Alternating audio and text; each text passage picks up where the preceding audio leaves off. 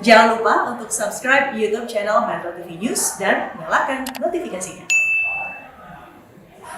Pemirsa, tahun 2020 merupakan tahun penuh cobaan bagi seluruh umat manusia, tidak terkecuali bagi umat Islam.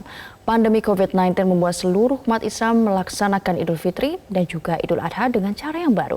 Lantas, bagaimanakah anjuran MUI bagi umat untuk menyambut Idul Adha di tengah pandemi? Kita akan langsung berbincang dengan Bapak Asrorun Niam selaku Sekretaris Komisi Fatwa MUI Pusat.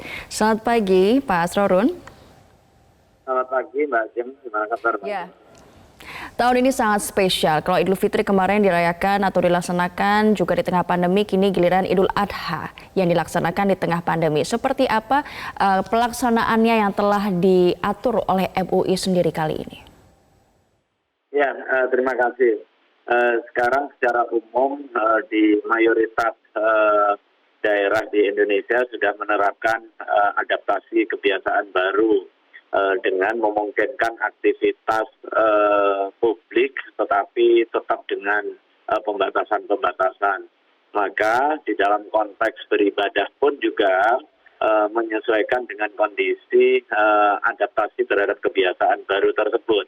Nah, esensinya bukan persoalan di rumah atau di masjid atau di tanah lapang, tetapi harus ada pemastian bahwa pelaksanaan aktivitas ibadah itu bertautan dan juga berkontribusi dalam penyelesaian masalah sosial. Dalam konteks ini adalah pemutusan mata rantai penularan COVID-19.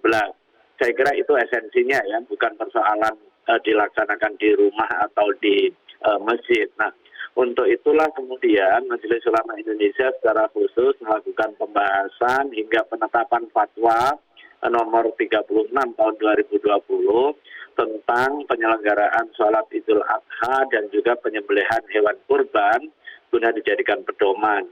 Karena pada hari-hari normal sebelum adanya wabah, biasanya di dalam aktivitas Idul Adha itu di samping peristiwa ibadah yang bersifat dogmatik, ini juga peristiwa budaya serta peristiwa sosial, di mana ada kerumunan masyarakat untuk menyaksikan penyembelihan, kemudian untuk meneguhkan komitmen kebersamaan, distribusi daging, makan bersama, dan lain sebagainya.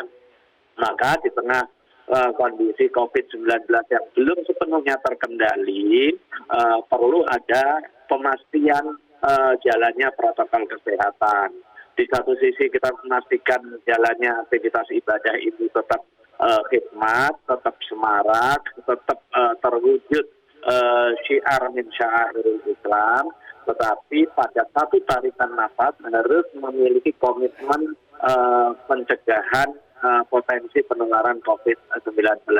Saya kira itu ya Mbak Ajeng, dan ikhtiar untuk pencegahan penularan wabah COVID ini harus menjadi komitmen kita bersama. Betul, ya. Baik itu ikhtiar lahir maupun ikhtiar batin. Oke, ada dua hal yang menjadi fatwanya. Yang pertama tentang bagaimana cara melaksanakan sholat Idul Adha, yang kedua tentang penyembelihan hewan kurban. Kita akan membicarakan dulu tentang pelaksanaan sholat Idul Adha yang akan dilaksanakan besok.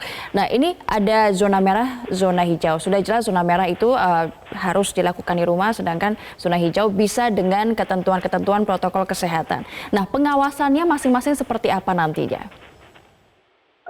Betul Mbak Ajeng ya, jadi pelaksanaan ibadah sholat Idul Adha sebagai salah satu aktivitas ibadah yang bersifat dogmatik ini disunahkan dan bisa dilaksanakan dengan adaptasi terhadap kondisi faktual di masing-masing kawasan kita.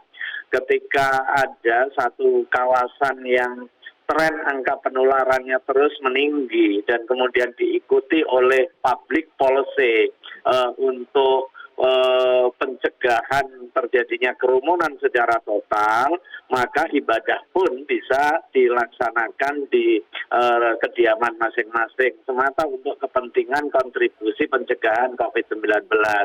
Tetapi kalau kita berada di dalam suatu kawasan yang dalam policy publiknya dimungkinkan untuk melakukan interaksi sosial yang berdampak kerumunan, ini bisa dilaksanakan di masjid, di musola, tetapi harus tetap menjalankan protokol kesehatan, mulai dari memakai masker, kemudian menjaga jarak, wudhu sedapat mungkin dari rumah agar tidak terlalu banyak interaksi, kemudian membawa sajadah sendiri, dan memastikan kondisi kesehatan. Nah, aktivitas-aktivitas protokol kesehatan ini bukan hanya sekedar soal ketaatan kepada aparat, ketaatan kepada hukum, tetapi itu juga bagian tak terpisahkan dari pelaksanaan ajaran agama.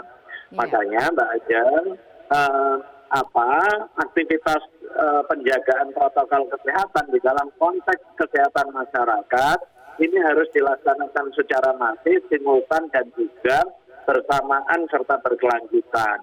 Tidak hanya tuntutan di tempat ibadah, tetapi juga di tempat-tempat publik yang lain, di perkantoran, kemudian di mal, di aktivitas sarana publik, dan juga tempat-tempat yang memungkinkan terjadinya perjumpaan yang lain.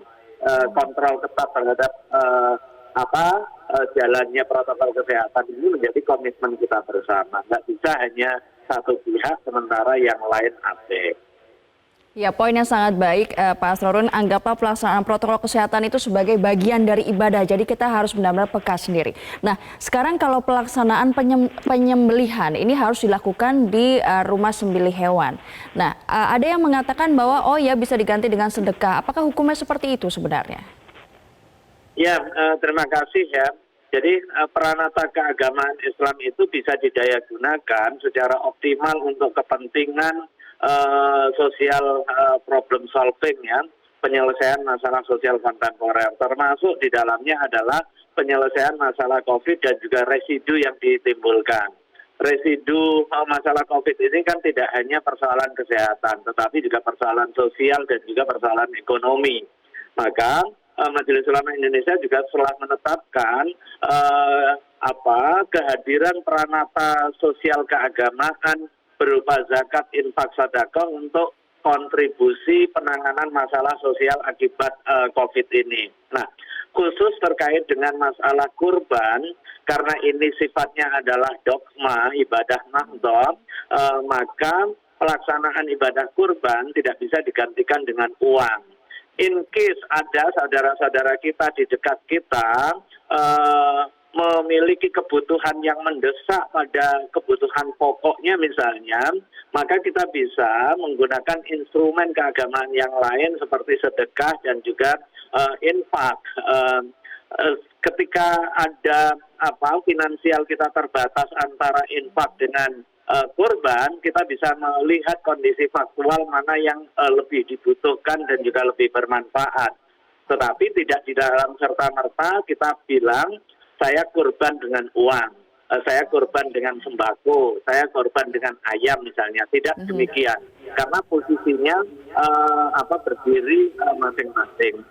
Oke, terima kasih Pak Asrorun Niam, Sekretaris Komisi Fatwa MUI Pusat telah bergabung bersama kami di Metro Pagi Prime Time.